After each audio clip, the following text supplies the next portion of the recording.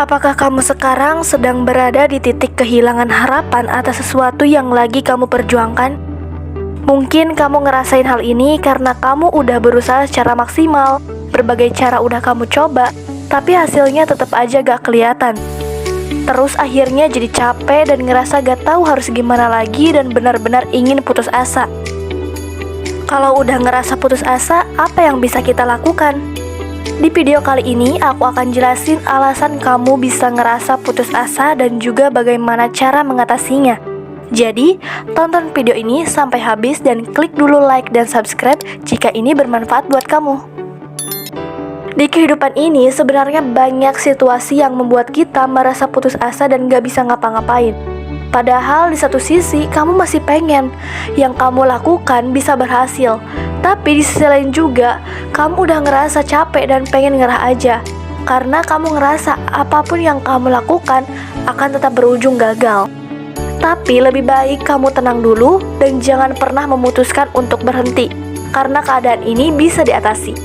Ada satu konsep psikologi yang bernama learned helplessness, yaitu perasaan pasrah atau gak berdaya yang kemunculannya diakibatkan oleh kejadian buruk yang seolah gak bisa dikontrol dan dialami oleh seorang secara berulang.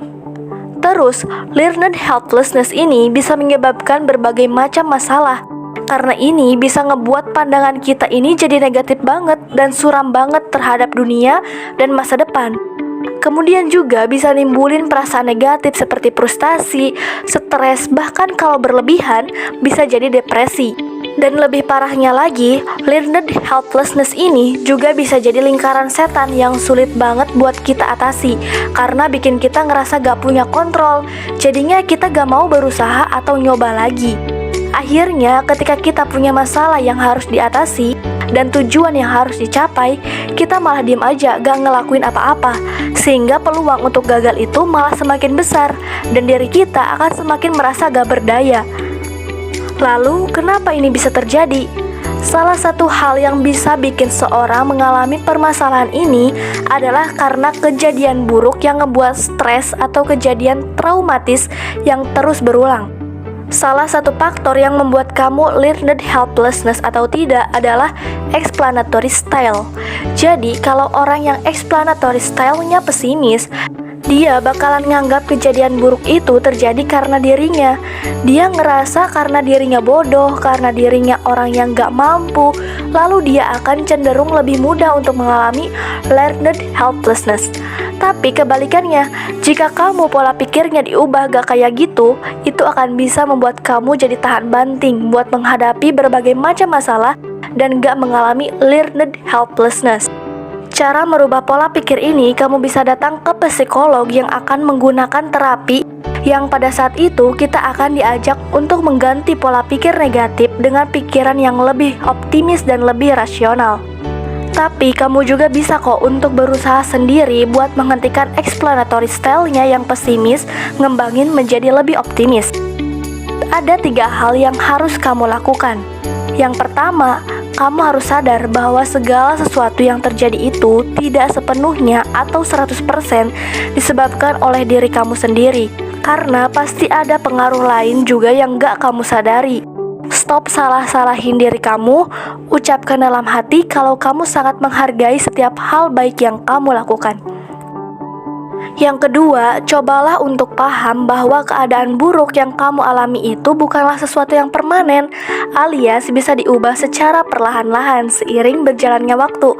Kalau itu hal yang dirasa gak bisa diubah, setidaknya mindset kita terhadap hal itu yang harus diubah.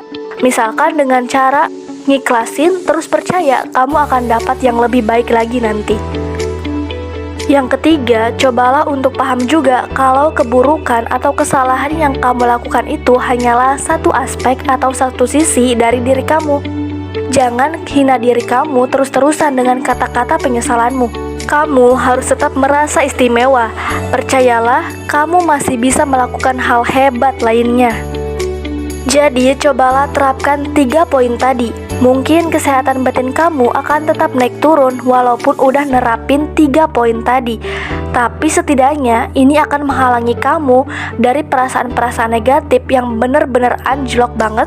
Karena sedikit demi sedikit kamu udah bisa ngendaliin pola pikir kamu, sehingga percayalah, gak bakal terasa kamu pasti akan merasa udah benar-benar bisa hampir sepenuhnya ngendaliin diri kamu, dan kamu jadi merasa lebih powerful atau merasa lebih berdaya dalam mengatur arah hidupmu. Oke, good luck, thank you and see you in next video.